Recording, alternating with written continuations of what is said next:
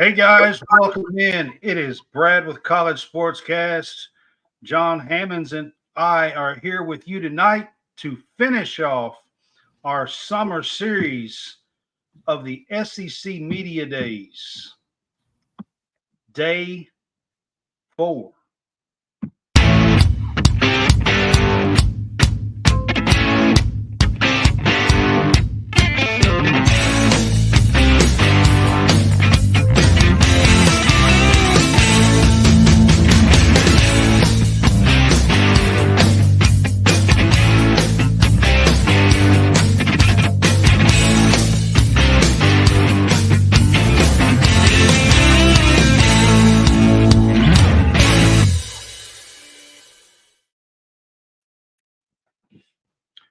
All right, guys, it is Brad with College Sportscast. What's up, Hammonds?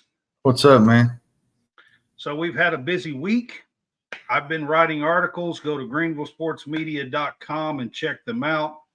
I've done preview articles for all of the Group of 5 conferences, plus the independents.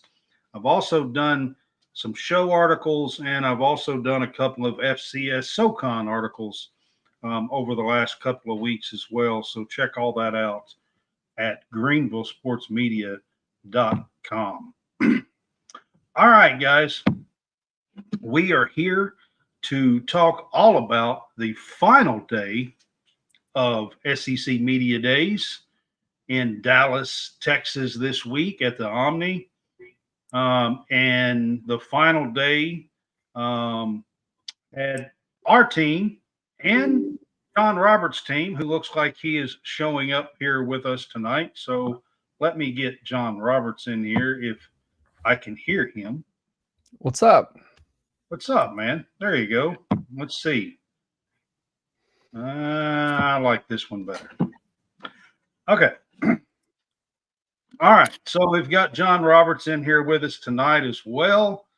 His team, as well as our team, is one of the 4 teams that we'll get to a little bit later on. But at the bottom of the screen, start out the show like we have been. We're here to do our summer series, day 4 of the SEC Media Days. Talk about that we are on the Real Fresh channel and WSBN TV channel 30. Download that BoxCast app, and then you can find us on Roku, Apple TV, and Fire TV through the WSBN channels on the BoxCast. So do that, and you can find us in the comfort of your own home. You can also find us on your Apple, your phones, and your Android, iOS, and the Android. So you can find us anywhere because we're everywhere. All right. And then I also want to talk about our Facebook. If you're on Facebook with us tonight, we have been growing tremendously on Facebook this year, and we appreciate that, guys.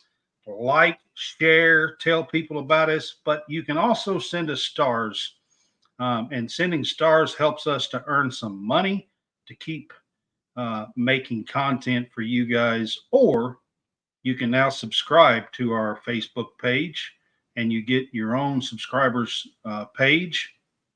When you do that, it is only 99 cents a month, and we appreciate each and every one of you. If you're on YouTube and you're watching us, we appreciate you as well. So we are on YouTube as well. So start with all of that, and then we will jump into SEC Media Days, day 4. And, by today, I think a lot of the media is kind of getting wore out. They've been there for 4 days, and I think, a lot of people's probably getting wore out by the day.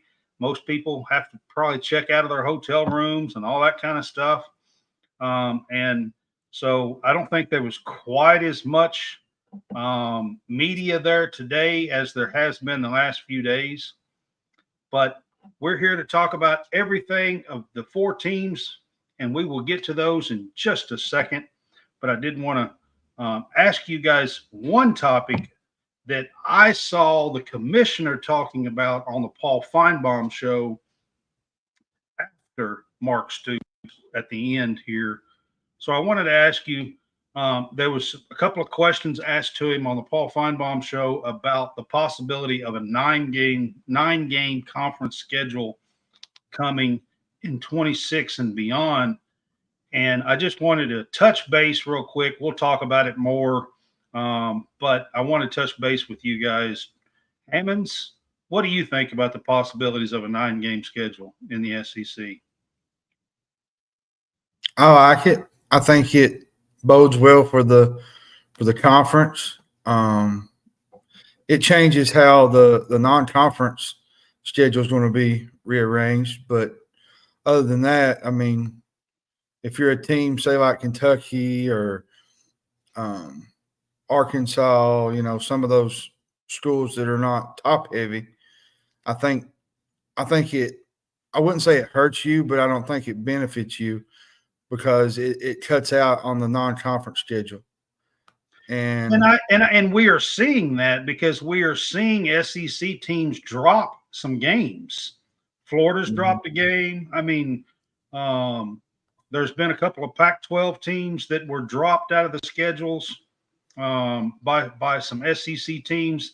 And the reason why that's going on is because SEC is always scheduled 4 non-conference games, and a lot of these teams are getting down to 3 in the future from 2026 and beyond. So, John Roberts, just initial quick, what do you think about a 9-game schedule?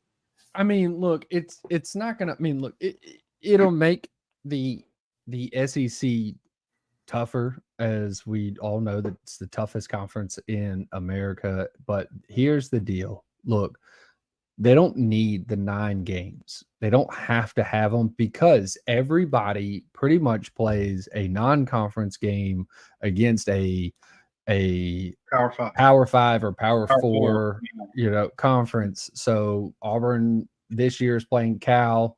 Most everybody has a rivalry with either an ACC or, an ACC school or something like that. So you've got, Florida with Florida State. You've got, Florida even plays Miami as well. So they play 2 big ones out of conference.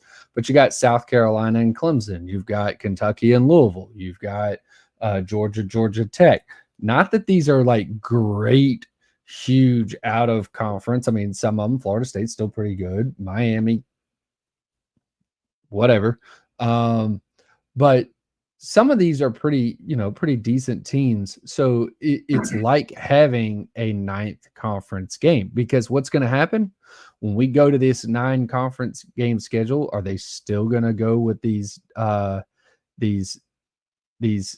out of conference Power 4 games? Are we going to have 10 Power 4 games? Or I have a feeling that that's going to be dropped, but that hasn't really been talked about, and we're not going to really dig into that today. So then what benefit, because at this point, at this very moment, you're not really benefiting because you're not getting any extra money. You're not getting any extra money. But I think it's going to be mainly about being able to fit playing everybody inside the SEC.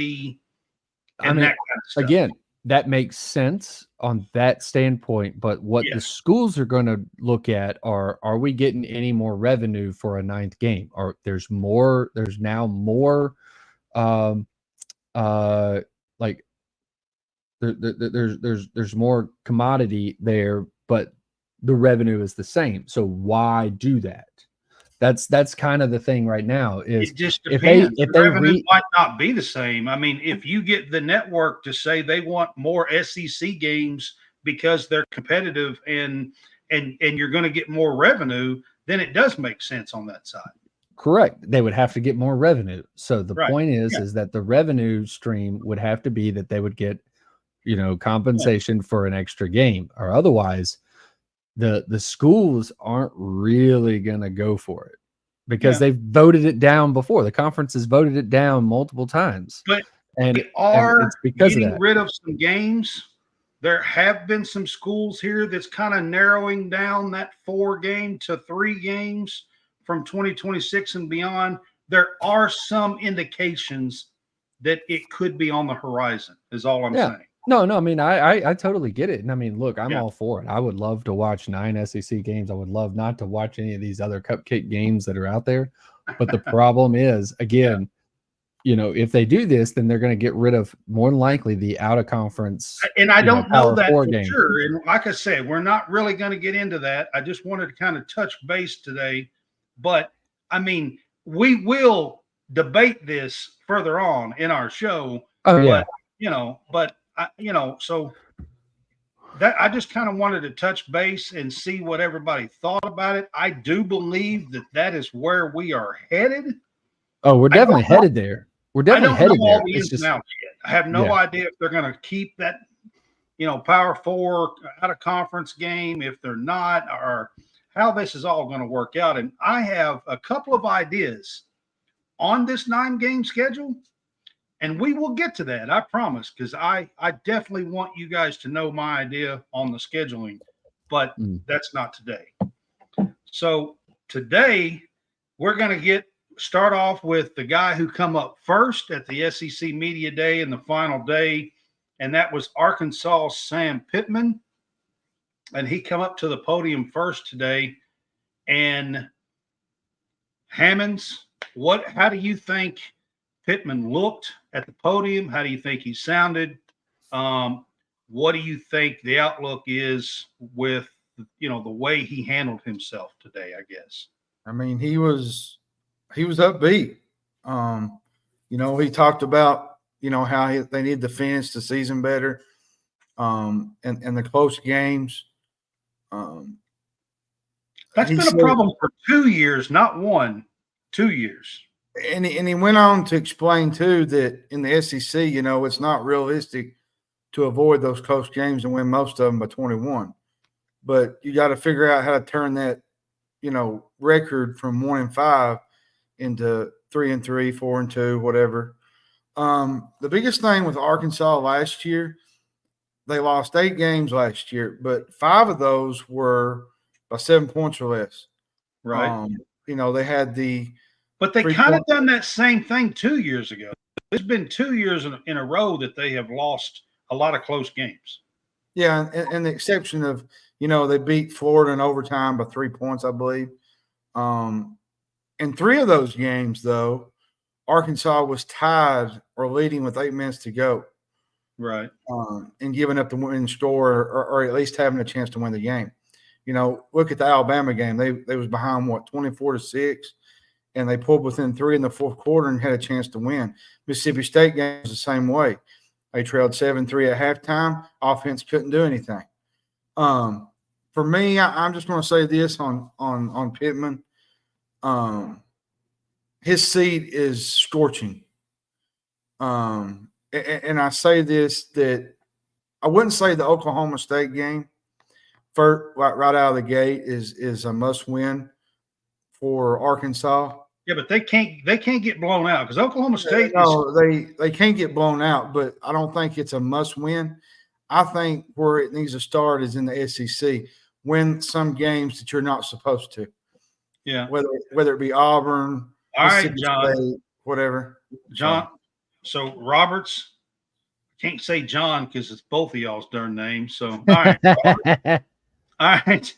I was going to ask you. I'll ask you about what do you think the significance is of Pittman hiring Bobby Petrino?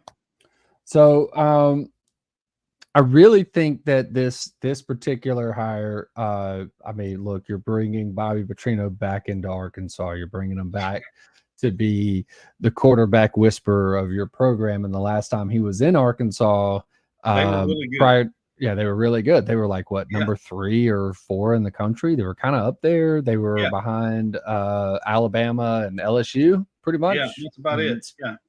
So it was Alabama, LSU, Arkansas.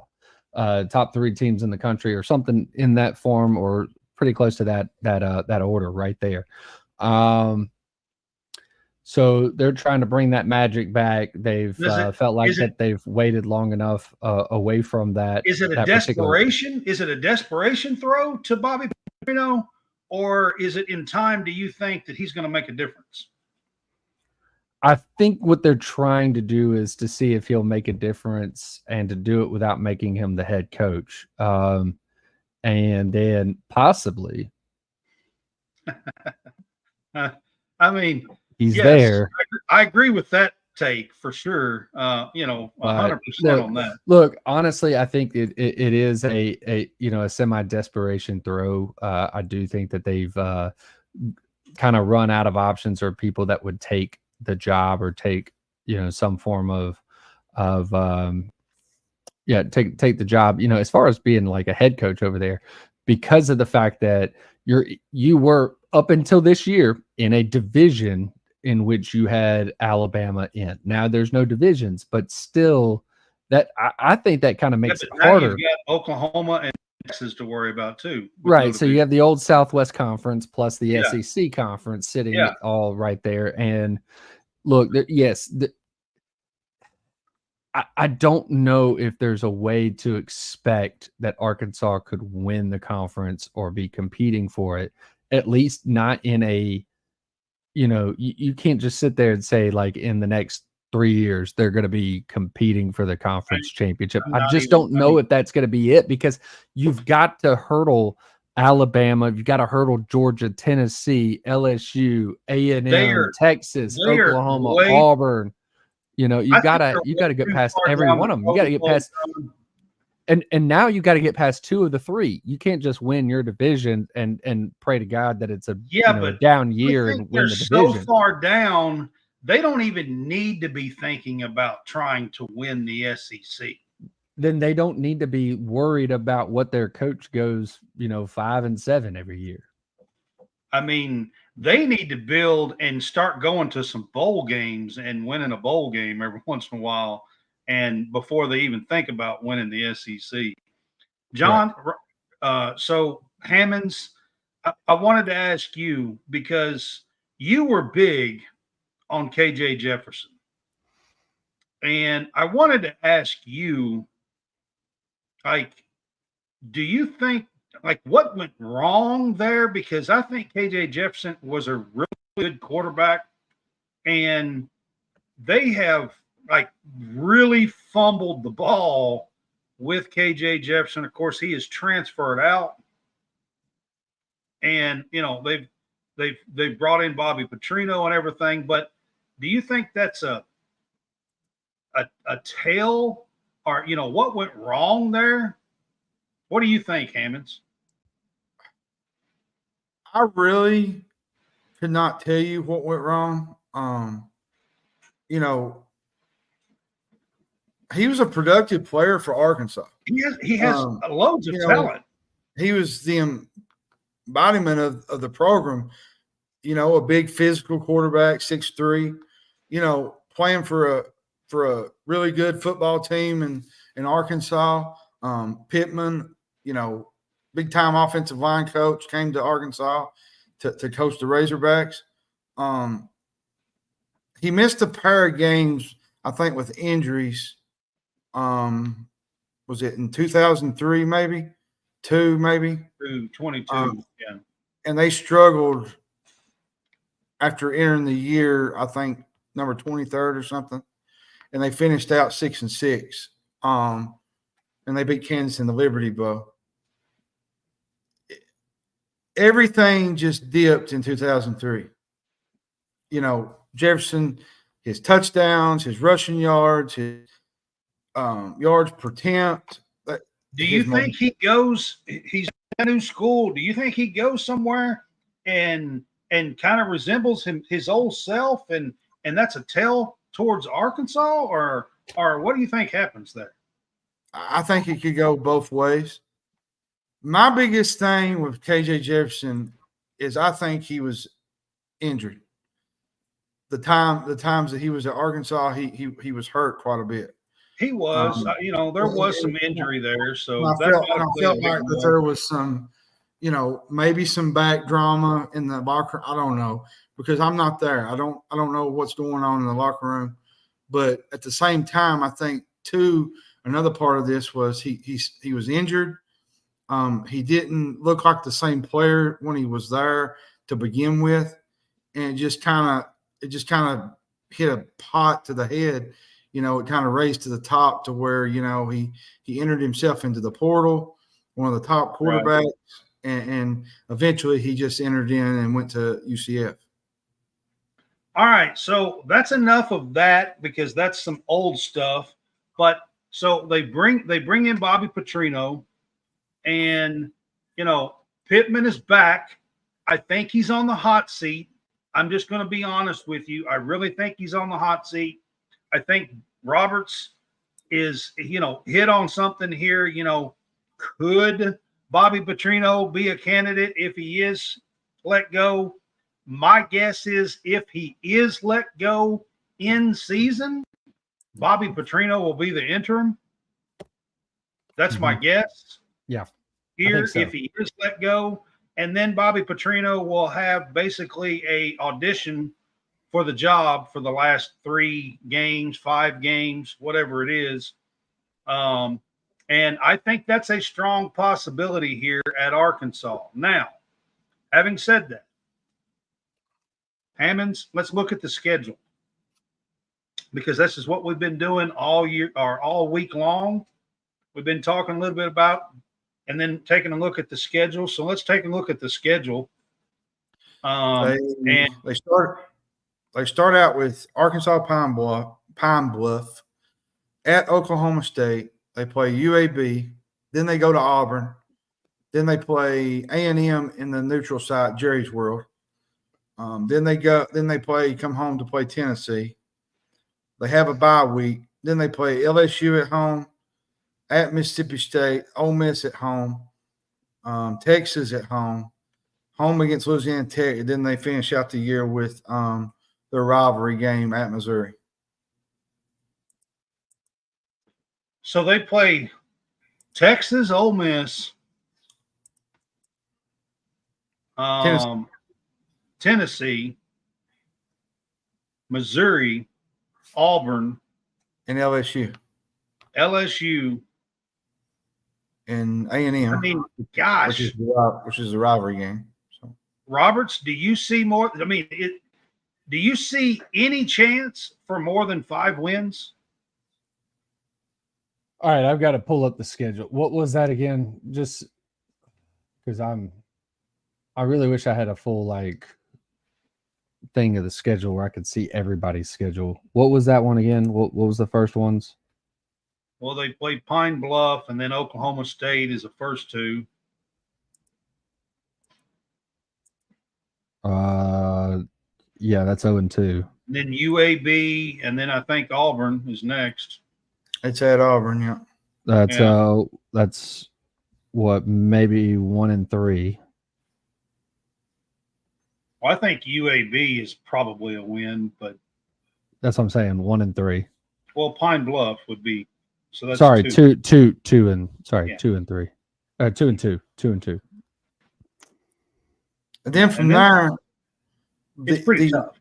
The only 2 winnable games out of that whole stretch are Mississippi State, Louisiana Tech, and that Mississippi State game probably won't be as easy either, because even though there's a first-year coach, it's at Starkville. So yeah, I mean it's not. That's what I'm saying. So John and I have been doing this all week, and we're not doing any predictions or nothing like that, but we're talking about the ceiling and the floor for each team.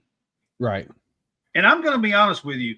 I have a hard time looking at this Arkansas team and their schedule and coming up with a chance that they could possibly get to a bowl game at 6 wins. I really feel like 5 wins is their ceiling. Yep, that's what I said.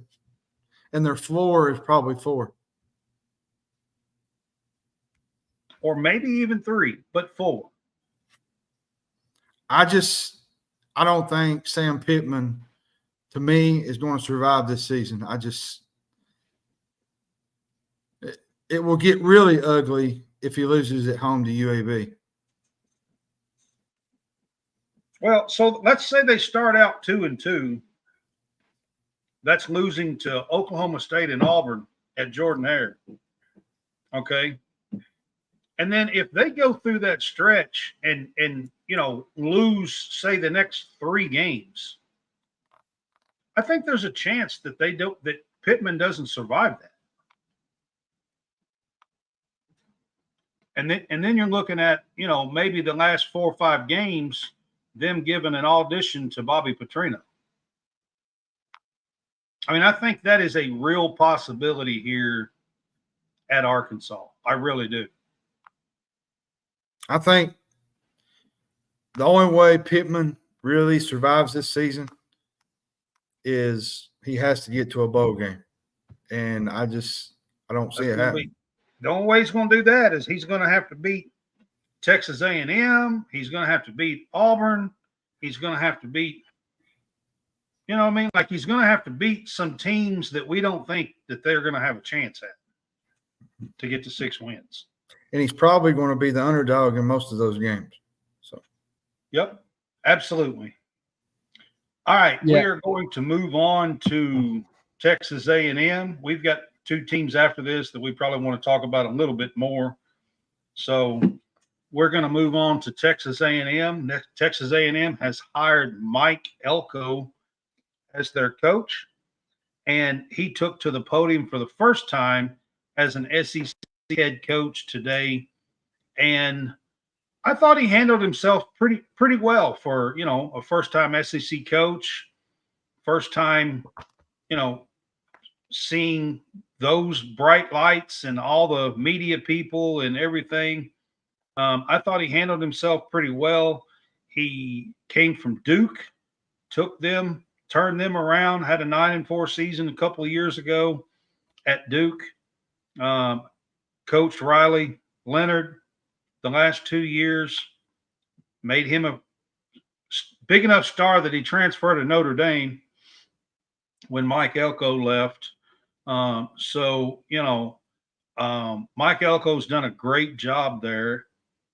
Hammonds, how did you think that he done today at the podium, SEC first time? I thought he done great. I mean, he done more with less at Duke. He really done a great job at Duke. For me, it's going to be interesting to see what he can do at a place like that's rich with talent at Texas A&M, because the cupboard isn't bare. They bring back quite a bit offensively, especially defensively. Colin Klein, if people don't know who that is, he's the former Kansas State quarterback. He will be the quarterback. No, he'll coordinate. I'm sorry, the OC. Led by Connor Wigman. Connor Wigman is going to be the quarterback. Connor Wigman, yeah, that was my fault. But with Elko coaching up this defense, which the defense a year ago was good and bad at times, Elko can coach. He's a really good defensive coach. He had Duke really good defensively. If he coaches up this defense and gets them to playing, A&M can be sneaky good. I mean, they could. I got one thing to say about Mike Elko today that's going to be a little bit funny if you can go back and know who I'm talking about here. But if you don't, you're going to think I'm crazy. But so I had the TV on and I was just listening to it, and I was doing other stuff, and I wasn't really watching the TV.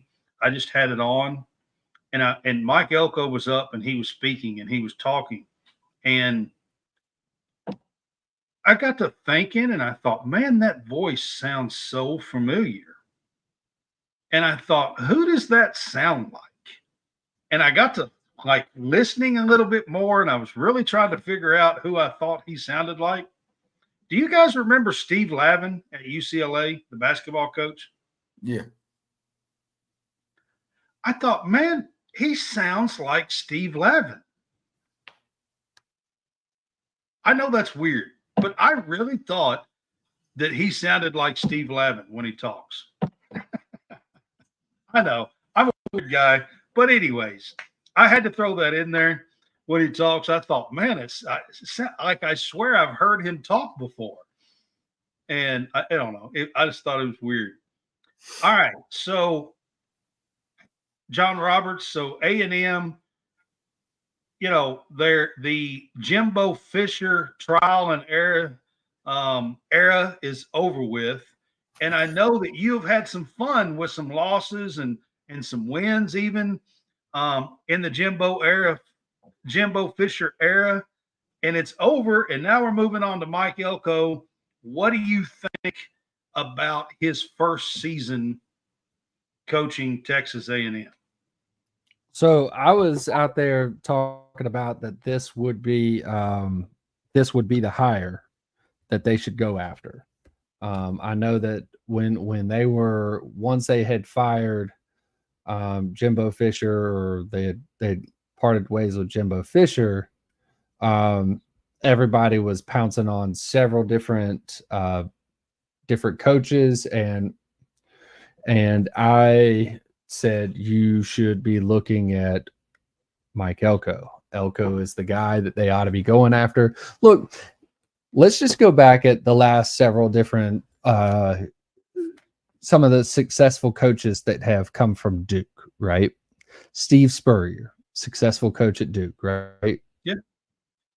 Had a really good career at Florida. Okay. Right. Had a pretty decent career at South Carolina. I mean, he took South Carolina to heights that they hadn't seen before. Right. So, okay.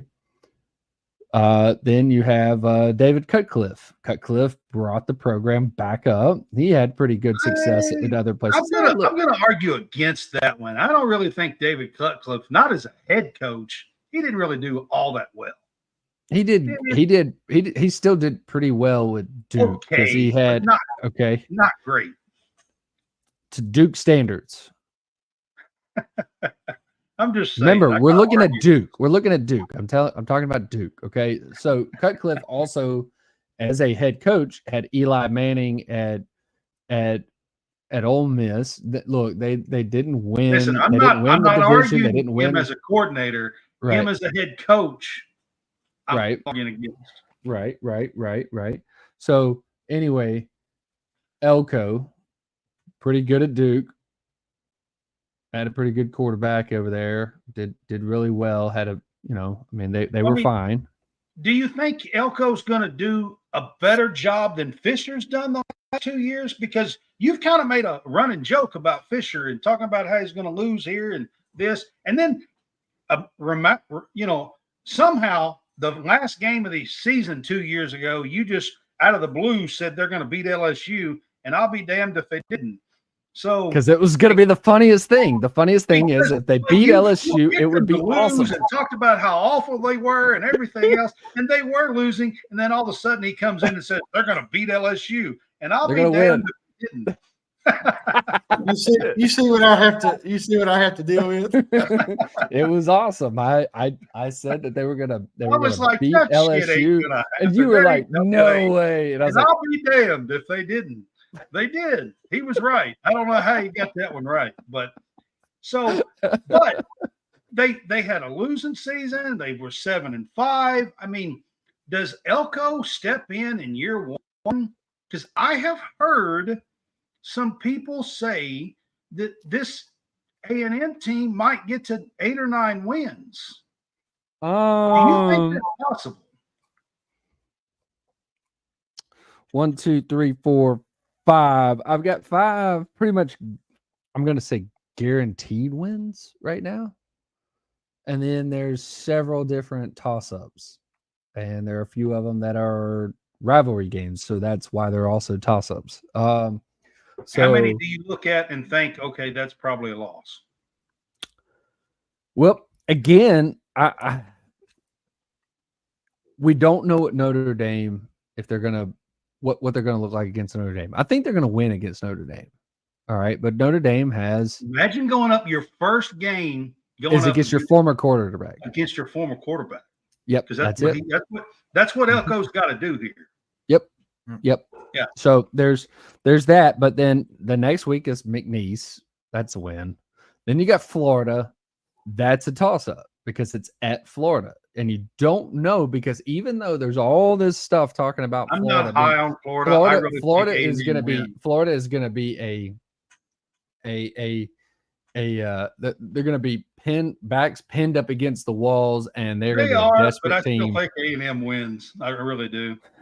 It's weird in Florida. I bet you that might look to be a different game. Then Bowling Green and Arkansas, and I think those are both wins. And then Mizzou. And Mizzou's that gonna be really one tough. is I think Mizzou's tough. I think Mizzou's is a it's better at team. Kyle Field, but it's Mizzou, so it might be Kyle Field to be different, but I think Mizzou is a better team. right. Then you have LSU. No, you have Mississippi State. And then it's huh? No, you have Mississippi State first. Yeah, so that's right. Mississippi MSU. State would be a win, probably. Yeah, so that's 6 wins. And then LSU, then South Carolina at South Carolina, and I think that one's a win. At South Carolina, I think that one they go in there. Then it's New Mexico State. I think they win that one. There's no Jerry Kill. And there's no Diego Pavia. He's at Vanderbilt. I'm sorry. I'm not going to bring it up again. Sorry. No, don't worry. I'm going to bring it up when we go over the Auburn schedule because he's at Vanderbilt. I know where he is. We already talked about him this week. He's beaten Hugh Freeze twice. We've already talked about him this week. Okay, so there we go. Yeah. Yeah. But after New Mexico State is at Auburn. Now, in terms of the series since 2014 when or 2012 when Texas A&M came into the league, I believe that the majority of the time it's been the road team that has won this game between A&M and Auburn. But I think Auburn's a different team. And I think that this will be a different kind of game. Now, Auburn, I think, went into A&M and won it last year. Did they not? Or did they? I can't remember that one at all. I don't remember last season. So there was one that I wanted to forget, especially Diego Pavia. I have to look that one. Yeah. So I mean, look. Honestly, that at Auburn, and then you end the season with Texas, a game that you haven't played in a while. Yeah, that one's going to be a tough and that one's going to be that's going to be tough. That one's going to be tough. So look, I've got at minimum, they've got 6 wins minimum. I mean, that is the absolute floor for them, and I don't think they're going to do that. I think they're going to do more than 9 wins. Do you think they can get there? So they're not. So then what we're saying as far as the losses, if you're saying that there's 9 wins, the losses are what? LSU, Texas, and one other team, right? Yeah. Isn't that what you're saying? LSU, Texas, and one other team. Somewhere in that range, yeah. I mean, that's possible. Hammonds, what do you think? Do you think the ceiling is 9 and the floor is 6? Is that what you think with them? That's what I think. I think likely it's 8 and 4. I think it all boils down. We just haven't really been doing likely this week. We've just been kind of doing a floor and a ceiling. Yeah. Ceiling is the ceiling is 9. We're gonna go ceiling is 9, maybe 10. Yeah. Floor is 6. I still feel that first game against Notre Dame is going to be a big opportunity because for the floor and the ceiling, because that first game's huge. Yeah, it is. It is. But I still think they win that one. But I don't know. Notre Dame will be much improved next year. Yeah, I think Notre Dame has a chance to make the college football playoff here, and I really don't think Texas A&M does, to be honest. So that's my feeling. But all right, we're going to move on. The next thing we're going to talk about, I've been doing this each time this week and taking a little break here for just a second. This season, we are featured on the Real Fresh channel. You can actually go to his channel on YouTube right now and watch the last 3 days of our shows. He already has them up and has them posted. We are going to be on his channel full time with Howie Fresh on the YouTube, on the Real Fresh channel, YouTube channel. So I want you guys to go and check it out. And here he is to talk about his channel for just a second. You need new entertainment. You need full-length content. You need the Real Fresh channel. Hey, I'm Hugh Fresh from the Real Fresh channel. Subscribe today on YouTube. We have new content. We are a network of podcasters putting out new stuff every single day. Whether you need sports, pro or college, whether you need comedies, whether you need pop culture, whether you need wrestling, we've got so much content on there. Gaming, check it out. Live, not live, we've got it all. The Real Fresh channel. Subscribe today. All right, that was Howie Fresh. We are going to be featured on the Real Fresh channel this year. We are going to be the college content for his channel. He does pro, there is comedy, there's all kinds of stuff there to check out. Pro wrestling, you name it, he has it on there. Gaming, there's all kinds of stuff. Check out his channel at YouTube at the Real Fresh channel. And we appreciate Howie and being on his channel. And we've been on his channel on our Sunday shows for nearly 2 years, nearly the whole time we've been doing this, close to it. But we are now doing all of our shows on his channel. So I want to give Howie a shout out. All right, we are moving on to Hugh Freeze in Auburn. And I'm going to be honest with you, I feel like I learned a little bit about Hugh Freeze today. I always thought when he was at Ole Miss, he was kind of a flamboyant character, and he was like, I always thought a little different. But today he seemed family oriented. He seemed calm. He seemed like he just seemed like a different person. I remember when he was recruiting that #1 class that he had at Ole Miss, and I remember seeing a couple of interviews with him, and he was just really kind of cocky and flamboyant and stuff back then. And I didn't see any of that today when he come out in his second year here at the SEC Media Days for Auburn. And John Roberts, down at the bottom of the screen, is an Auburn guy, graduated from Auburn. So I'm going to start with him. Do you see a major change in Hugh Freeze? Because I kind of do. So the change isn't necessarily with Hugh Freeze. It is and it isn't. Okay. The change is with the continuity of the staff. I think that there's more of everybody's pulling in the same direction inside the athletics department. I agree with that. I think that happened after. Yes. I think that happened after last year. I think they finally got everything right. Football-wise, I agree with that. I just the person itself.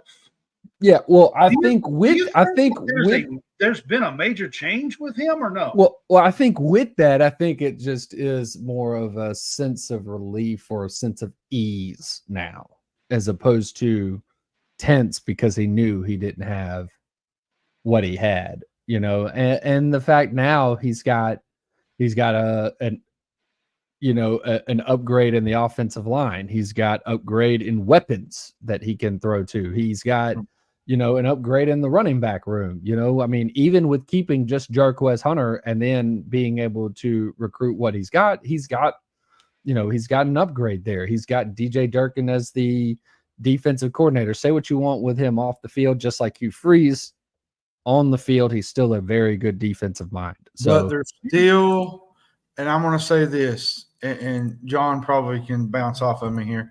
Yeah, there's still some major questions around the offense that returns Peyton Thorne. But I will say this. They went out and they got Keandre Lambert-Smith. That was a major game. They got the 5-star and Cam Coleman. Those are going to be some upgrades for Auburn to build around. And I think if you can get the ball to these guys, I think it will be a much better season for Auburn than it was a year ago. And don't forget Yeah, and don't forget that you have Rivaldo Fairweather as a tight end as well that you could throw to. Okay, Well, and I that think you returned too, from last on year. top of what Hugh Freeze had to end the year last year, he had a really bitter end of the year. I think the recruiting cycle took a little bit of heat off of that. Yeah, I think so too. And honestly, look, he had some receivers that were dropping easy passes last year. There were a ton of drops last year that was just, it was unbelievable. So even you couldn't tell whether, you know, whether Peyton Thorne was good or not, because you couldn't. I mean, he puts it in the vicinity of a wide receiver and it's dropped. This year, the hope is that he puts it in the vicinity of these guys that he's recruited and the guys that he's brought in.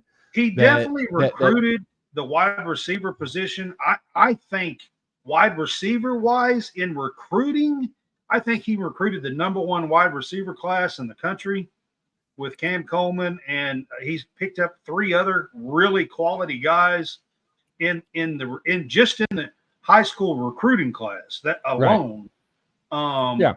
So I mean the receiving core at Auburn has vastly been improved. I mean, it's not even going to be close. Yeah, now, and honestly, the thing about that is too, you've upgraded the offensive line as well, which should help not only in pass protection for Peyton Thorne, but at the same time help with run blocking as well.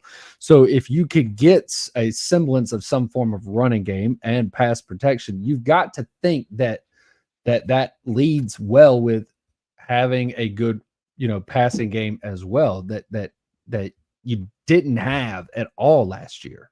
So, but there's those things as well. Hammonds is right. I mean, there was a lot of talk and a lot of buzz about him going out in the transfer portal and getting another quarterback. It did not happen. He stuck with his guy. And today at the podium, he was asked about this, and I thought he gave a pretty good answer. I mean, he said that he felt like that with the improvements around Peyton Thorne, with it being the offensive line and the receivers and everything else, that he gave Peyton, he said he felt like Peyton Thorne in the other best conference in the world had already proved that he could do it at a high level, but they needed an upgrade in talent around him, and he felt like that is what they did. That was his answer today, and I thought he gave a really good answer when it came to that, and kind of answered some stuff for me anyways about this Auburn team. But yeah, Hammonds, I'll ask you, do they have some weaknesses on defense? Do you think this Auburn team, I think they improved a lot on the offensive side of the ball. Do you think they have some weaknesses on the defensive side of the ball? Specifically, maybe secondary. I'll say, they'll have new leadership especially with DJ Durkin and Charles Kelly. I love what DJ Durkin and Kelly are bringing into the defensive side of experience into this league. Eugene Asante is going to be back. He's a veteran linebacker for Auburn. Linebackers, I think, is one of their stronger points or positions. And Kelly, and most people don't know this if they don't pay attention to Auburn. He's a former Auburn player. He had a year at Colorado with Deion Sanders. Auburn's defense ranked among the middle of the pack last year, if I'm right. Am I right, John? I think they finished the year 8th in yards allowed, and they were 7th in points allowed, I think. Yeah, they were somewhere in the middle. Yeah. Durkin's defense at Texas A&M, to me, was one of the best in the SEC.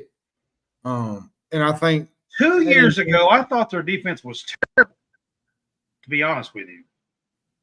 Yeah, they weren't good. Well, you got to have A&M, I thought their defense was terrible. Not last year. They were a little bit more improved, but they were terrible 2 years ago. They were, and I think adding Durkin and bringing Kelly in here is going to be a big thing for Auburn. Now, Roberts, I will give you this. I think that Hugh Freeze brought in a lot of guys that has worked with him before. Yes. So he brought in some continuity within his staff. And usually in the past at Liberty, at Ole Miss, that's when he has excelled the most, is when he kind of had his guys around him working together.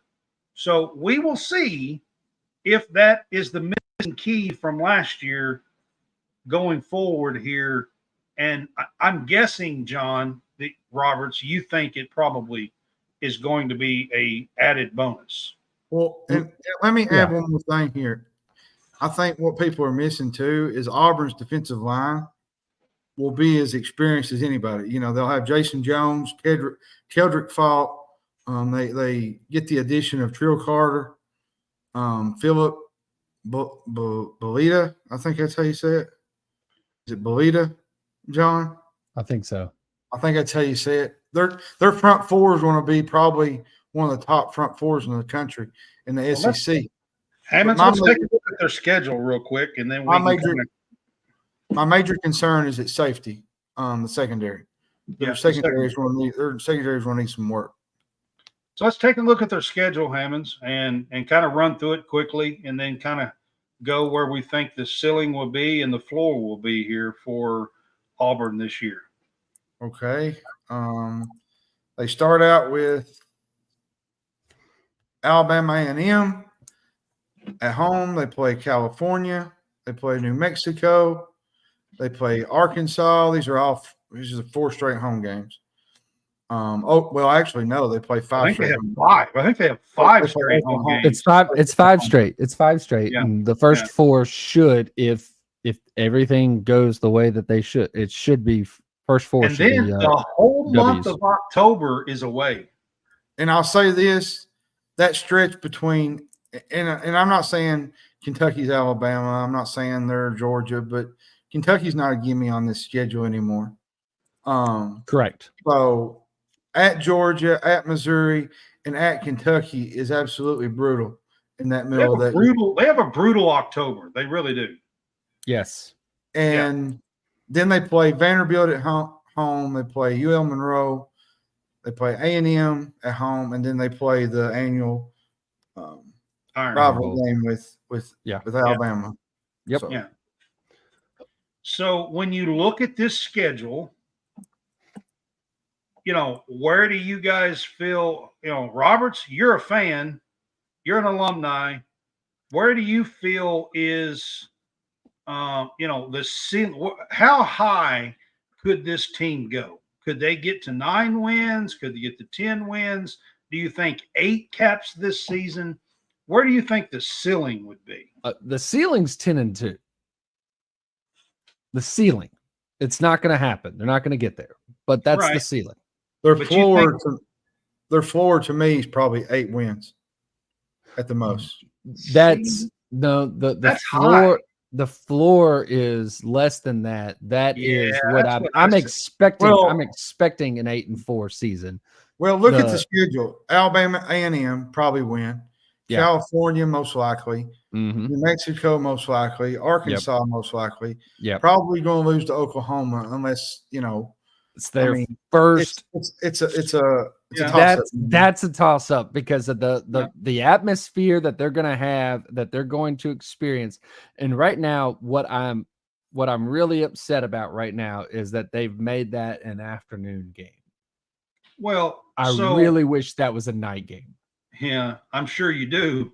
I'm sure, but so you got Kentucky next. Is that right? No, after Oklahoma, you play at Georgia next. At Georgia. Well, that's you lose that one. Say you go on the road and beat Missouri, and you go on the road and beat Kentucky. Here's the deal. So while there are 3 road games in Georgia, Mizzou, and Kentucky, right after Georgia is the first bye. So They do There have is the a buy- ability there to is a heal up. buy-in. They're gonna, yeah, and Yeah. and just I'm while everything is not great, this right here is the best place for it, because what you don't want is you don't want Georgia to beat you twice. Georgia to beat you, Yeah, and then no. the team after them beat you. Right. Because Yeah, Georgia I beat you. get that. Absolutely. I mean, Kentucky So- goes through crap every year. So, I mean, I get that. Right. Right. Yeah. Well, I mean, look, we were used to that, seeing that, you know, when teams played against Alabama, then the team after Alabama, the team that they I'm played just gonna following say, Alabama beat For whatever me, team that was. for me, my ceiling for Auburn this year is 9-3. And I think the floor is probably 7-5. Yeah. Like I said, the reason why I have the ceiling at 10-2 is basically the losses against Alabama and Georgia. And then that's it. And then they beat everybody else. That's the ceiling. It's the absolute ceiling. It's not going to be that way. I don't think they're going to do that. 9-3, if But they I get think to that's 9-3, the I think that's an absolute excellent. Oh, no. That's an incredible excellent season. season. Okay. Yeah. That's an incredible season Yeah. compared to what they've done over the last several years. But what I'm saying is that the absolute ceiling right now is that they lose. The only two losses are Alabama and Georgia, where they I got you. win every other game. That's the Hammond, ceiling. you think it's 10-2 and 8-4? I do. 8-4 is not going to be the floor. I think the floor They're- is actually more of a 6-6 or 7-5. That's the floor. I'm going to say As much 7-5. as much crap as I give Drink Local Be Him, John Roberts, this is going to be a much improved Auburn team. Well, Very I much. agree. They're going to be much improved.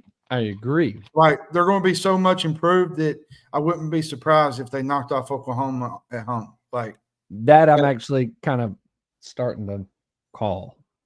right, I just We'll see. We'll see. I will say this, and we'll move on. If they beat Oklahoma, let's say they do beat Oklahoma and they're 5-0.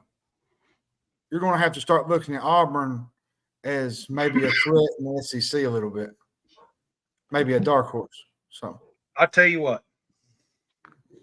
When we get there, I might.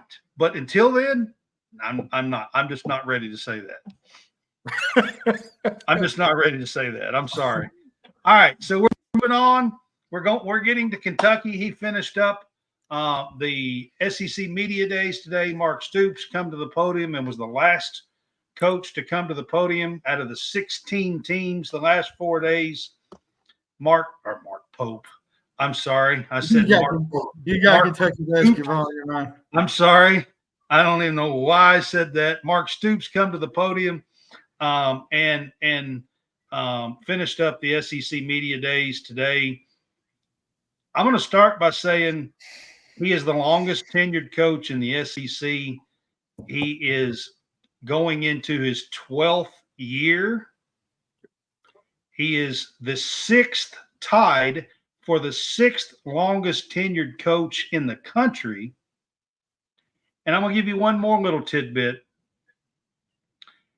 12 years, he is the 19th longest tenured coach ever in the history of the SEC at 12 years. There's only been 18 other guys with a longer tenure ever at one school in the history of the SEC. That one Saban.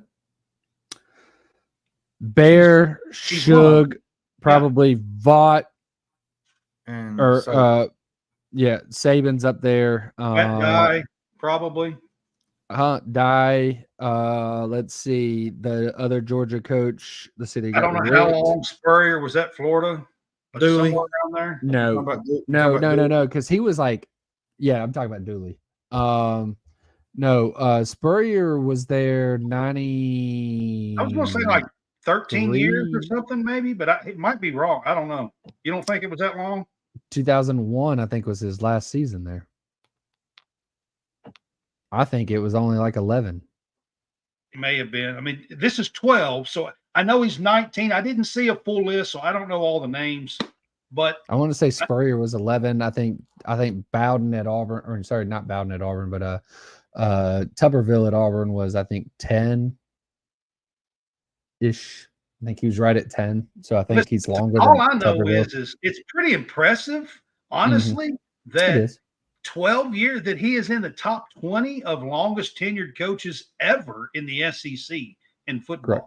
That's pretty impressive to start things out with.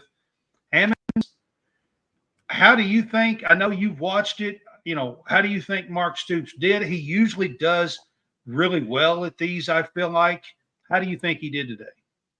I think he did good. I mean, he talked about, wanting more. He was talking about how they just wasn't going to settle for just less. We're going to keep going aggressively. I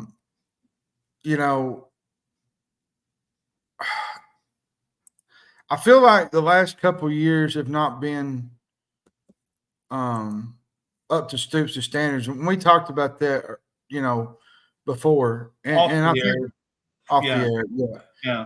And I think there's not a lot of noise coming into this season for Kentucky. It's sort of like they chip on their shoulder. It's really thing. not, but I really think that's when Mark Stoops excels.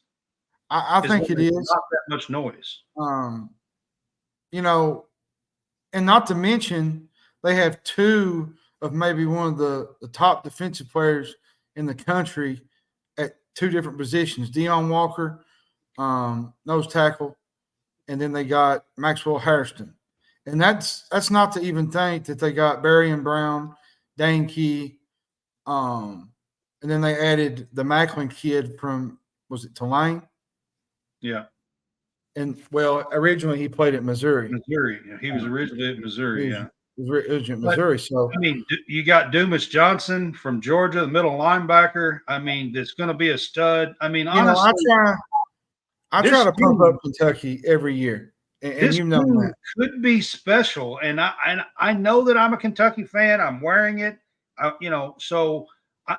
But when you look at this team, they've got some really nice pieces. Now, it's Kentucky, it's the SEC, it's tough schedules, it's tough atmospheres every single night or every single Saturday, and you just never know. Kentucky sometimes. My biggest issue is up until the last 2 years, up until through 21, so 22 and 23, I feel like we've taken a downward turn. Yeah, okay?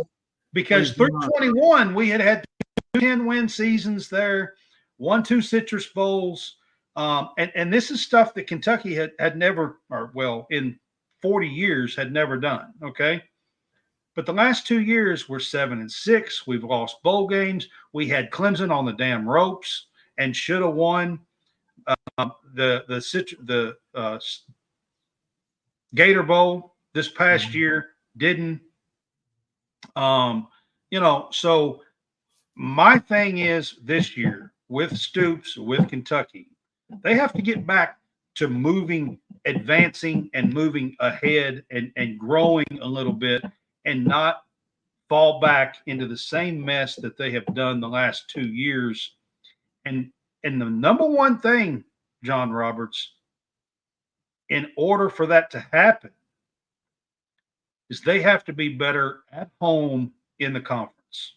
They have to be better. If you go look at their record at home the last couple of years in the conference, it's not good. No, it's not. And I'll even say this, that, we've had, this will be our third quarterback in as many years. Well, at some point, it's the fourth different offensive coordinator in the last 4 years.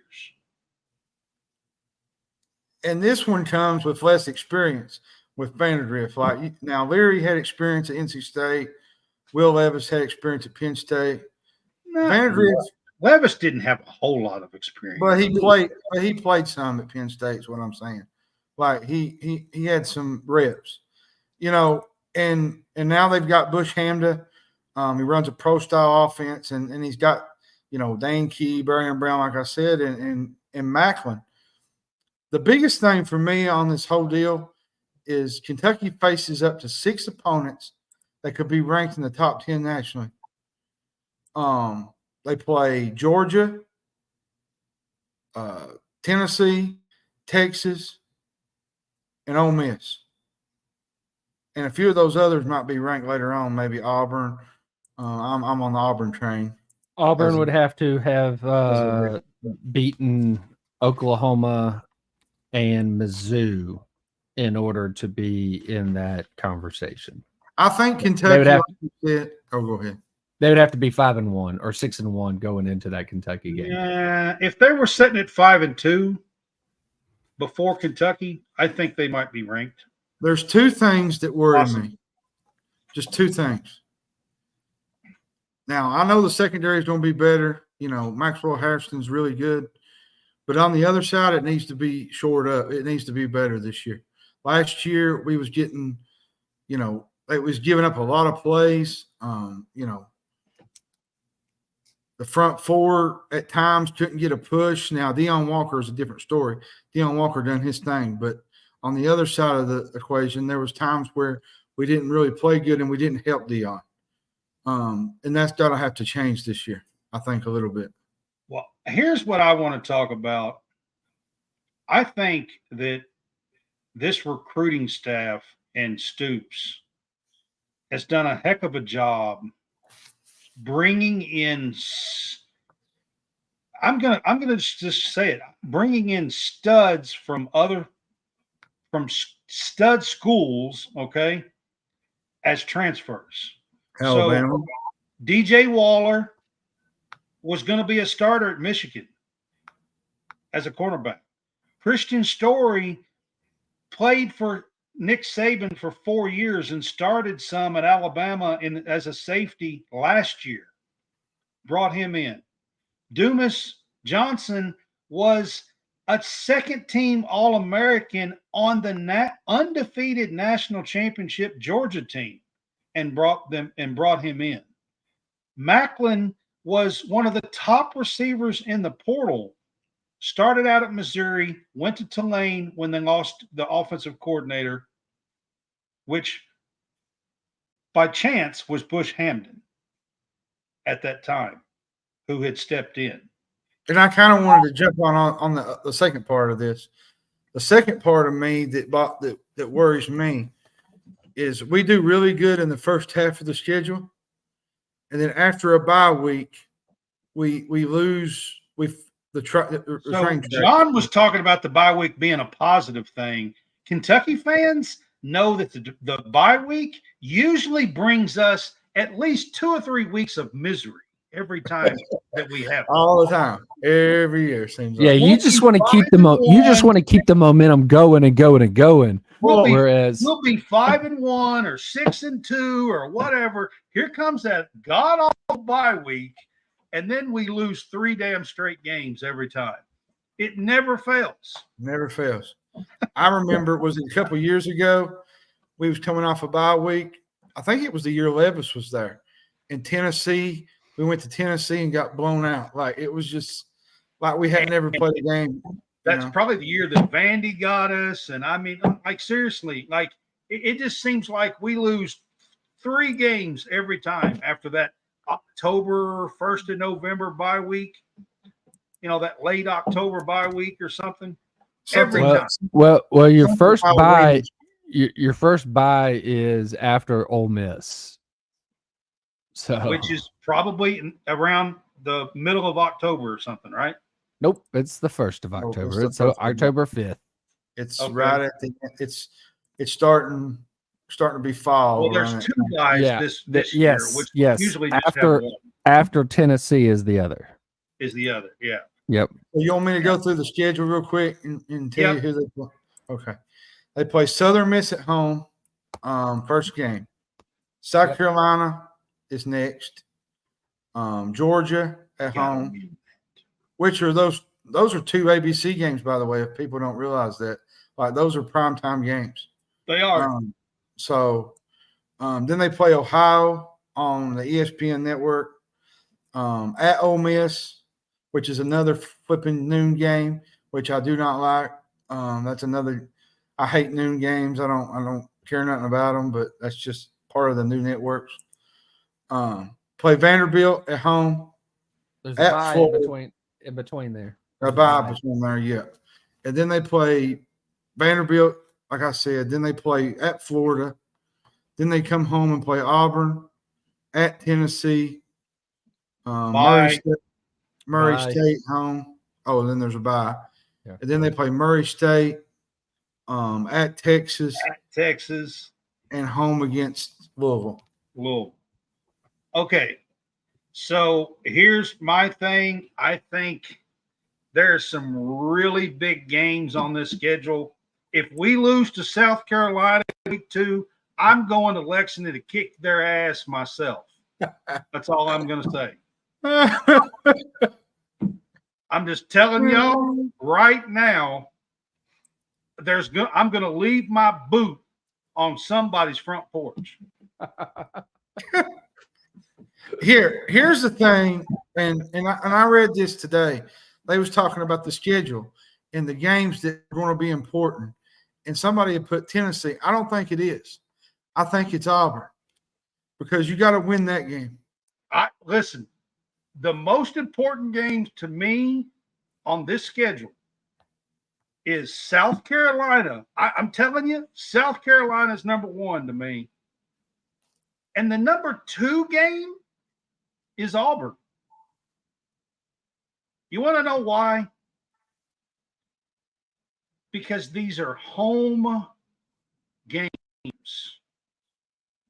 And Kentucky has had an issue the last 2 years of winning big home SEC games. We got a game in between there against Georgia at home. We're probably not winning that game against Georgia at home, okay?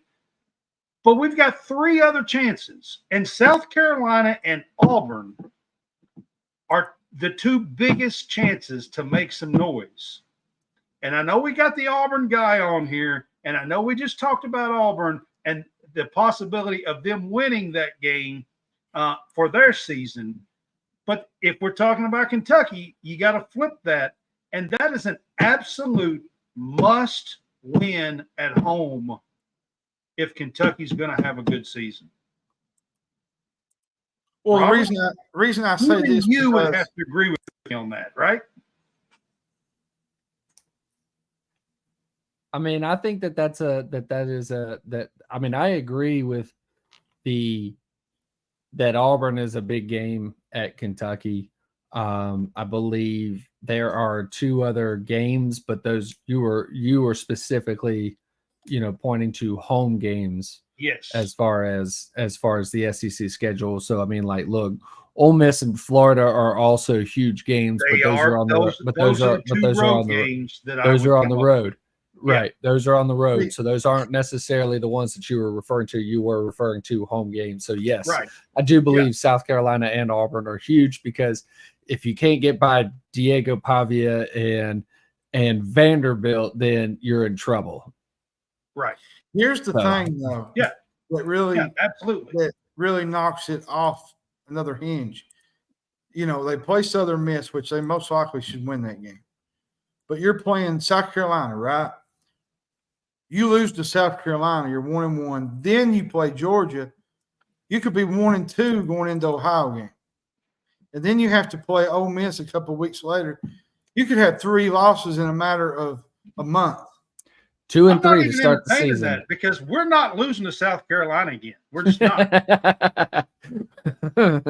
I'm telling y'all. Because it could be 2 and 3 going into Ole Miss. No, 3 and 3 we're not. I'm not even at Vanderbilt.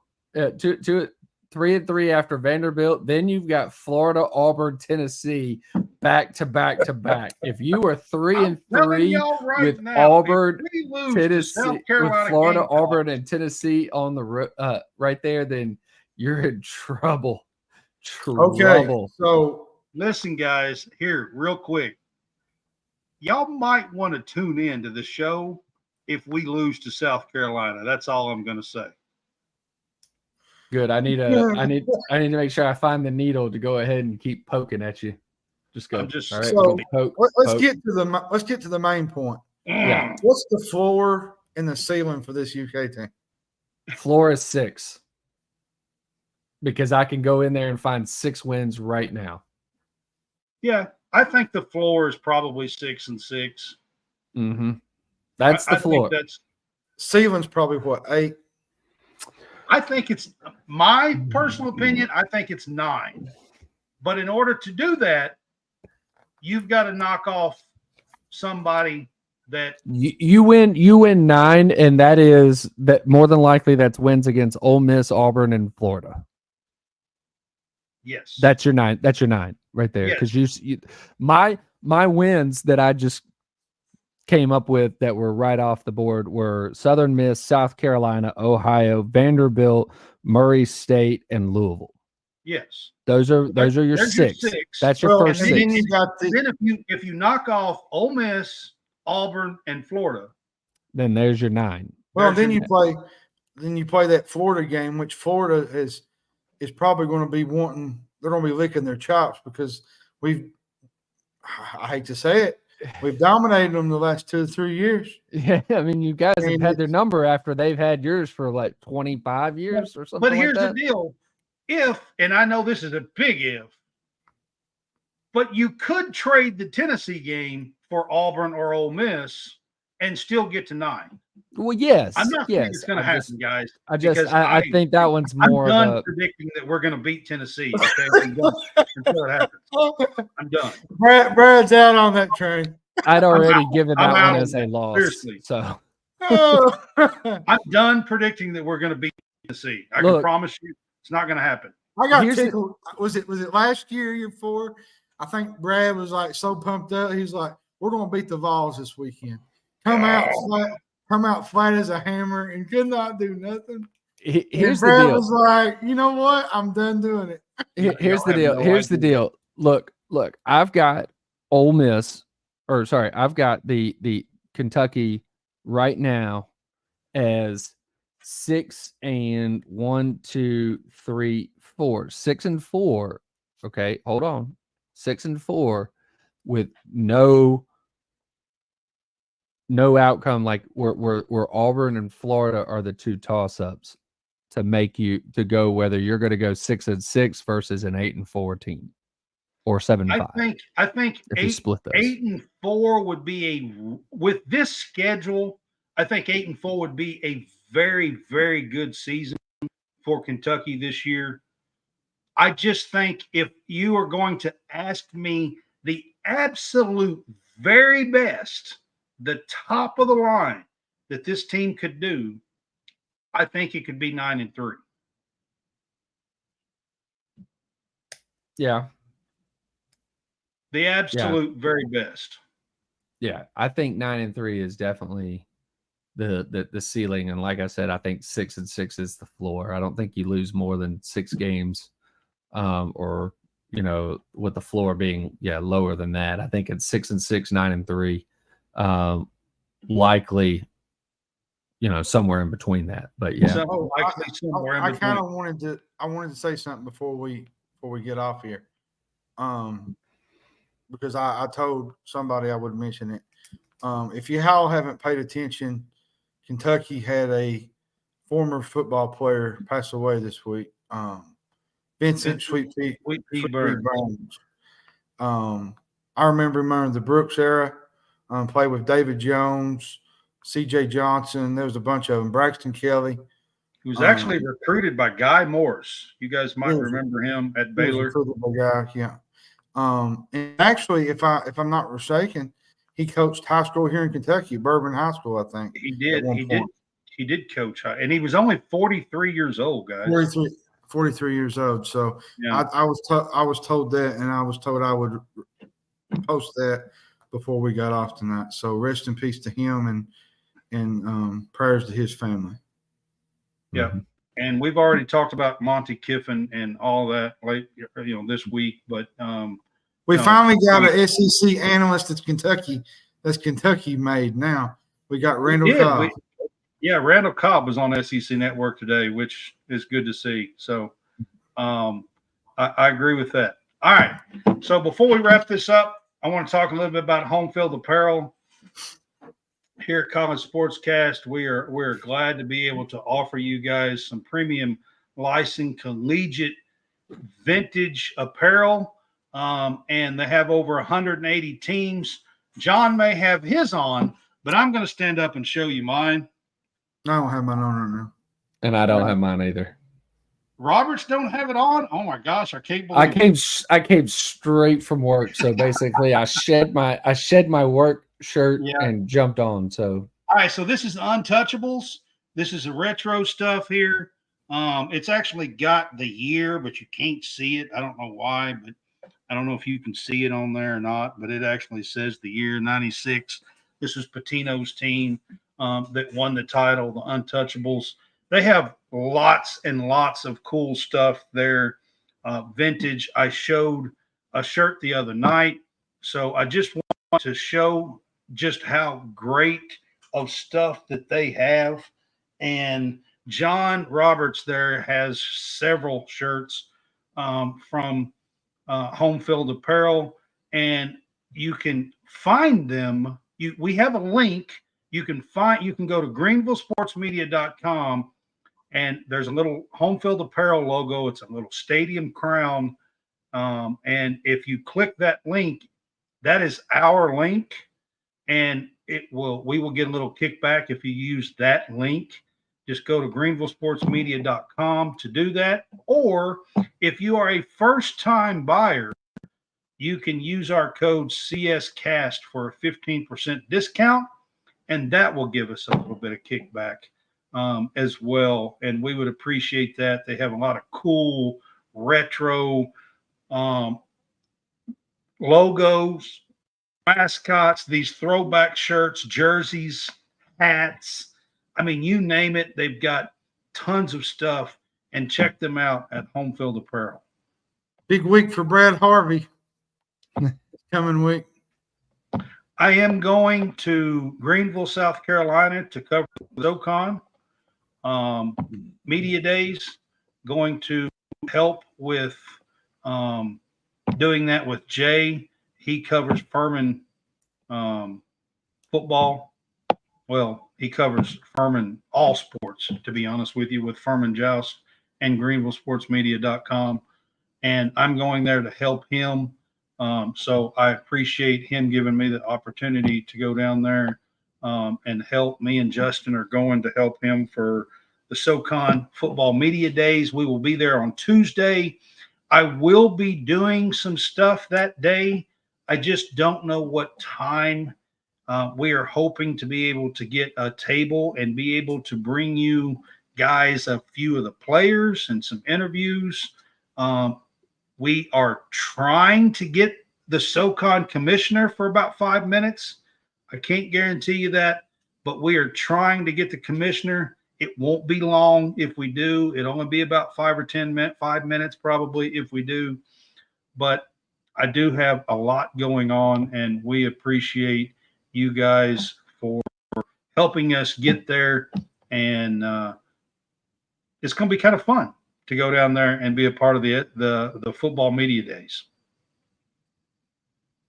So awesome. Yep, it's going to be kind of fun to do. So I'm looking forward to it. All right, follow us on Facebook, College Sportscast. Look us up. We are really growing and doing some good stuff here. You can find us on YouTube, College Sportscast, TikTok, Instagram, or our Twitter handles are right there on the screen. This is each one of us. This is our Twitter handles. So you can follow us on X or Twitter. I'm sorry if y'all might just call it X now. Heck, I don't know. But anyways, does everybody still call it Twitter, or does people call it X? I mean, there are people that call it X, but I still call it Twitter. It's Twitter. All right, so it's Twitter. You can find us all on that. That is our Twitter handles, our X handles. But follow us, like, share, tell people, Facebook, YouTube, TikTok, and Instagram. Or you can also go to greenvillesportsmedia.com. I'm writing articles. There are lots and lots of articles being written there every day. We're covering the SoCon and Furman. We have a guy that writes about NFL. We have a guy that writes about pro wrestling. We have a guy that's doing. I will be writing some articles this year too. So we have a guy that's doing Greenville Drive, Greenville Triumph. I mean, doing some minor league stuff down there. So there is a lot going on at greenvillesportsmedia.com. Check out our website. I'll be doing some Kentucky football articles this year. So John Roberts does some Auburn baseball articles. Of course, baseball season's over, so I don't know if John is doing anything. Baseball season's over or not. So we had I'm thinking about doing a little draft recap. We did have a few guys get drafted. So you had some few Auburn players that got drafted. You got a few of the recruits that got drafted, and then but several of the recruits that did get drafted have also come out and said that they're still coming to Auburn. So you're looking at some guys that were drafted in like the 19th, 20th round there were one or two high school kids that were recruits that got drafted for Kentucky too. I don't know what they're going to decide to do yet. Yeah. Well, like I said, the ones that Auburn was trying to figure out what was happening, they were guys that were, slotted that they might be around, the 10th round or whatever, and they didn't go until the 19th or 20th. And mainly that's just because of the possibility of being difficult that they may not sign. So why would you spend the money if you're, especially if the first 10 rounds are slot money and you kind of have to pay them your, whatever the amount is in the 10th round. Don't waste your money at that point. You wait until the 11th and beyond to recruit guys that are maybes, that you're taking a chance on. Yeah, absolutely. So, and I think that they kind of knew which ones were pretty much not coming or probably are going to be more difficult. Maybe you can go to Greenville Sports Media and do some MLB draft stuff here with John, but we are covering all different kinds of stuff, and we just appreciate you guys trying to get everybody to know where we're doing stuff this year and be a lot more active in letting you guys know that stuff. All right. Real quick, look for me to be doing some SoCon stuff on Tuesday, July 23rd. And then Tuesday, July 30th is going to be our first conference preview. I haven't made my decision yet which conference we're going to do first, but we will go through each team and we will have a rundown of players' schedule, and we will officially make our predictions for the season in each 4 power conferences, and then we'll do a 5th one that is Group of 5 independents, and if we think any of those or which ones of those will make the college football playoff. Because with the 12 team, we're guaranteed that at least one of those teams is going to make the college football playoff. So we will talk about the Group of 5 and independents, and if Notre Dame and a Group of 5, you could get 2 of them, blah, blah, blah, that kind of stuff. So we will talk about that in our Group of 5 preview. I'm not going to do one for each conference. We'll just kind of talk about the ones we think is going to lead that conference and have a chance, like with the Mountain West or Conference USA or whoever. So, all right, that's what's coming up. We will do those on Tuesdays each week in the month of August leading up to the first games. So it's crazy. High school football is 36 days away. The first one will be July 30th, Tuesday, July 30th. So, all right, guys, we are at the end of time. We're going to wrap this up. Thank you, guys, and we appreciate it. We will see you guys on the 23rd. Have a good one. Have a good night.